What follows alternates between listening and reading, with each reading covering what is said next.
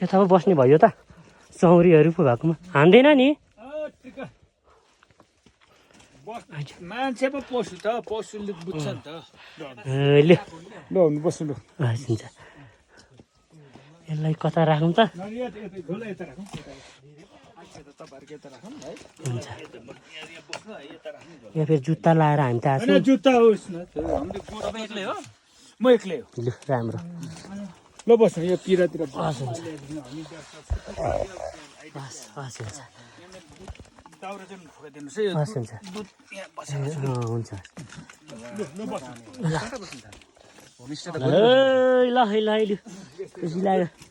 मेरो त बसेको थियो तपाईँहरू आउनु त्यहाँ बस्नु है ल यता चौरीको दुध पाकिरहेर छ होइन चौरीको दुध पाक्दैछ अब लाइन पनि आएको रहेछ त सबै हाम्रो त लाइन हो ए लु धेरै राम्रो ल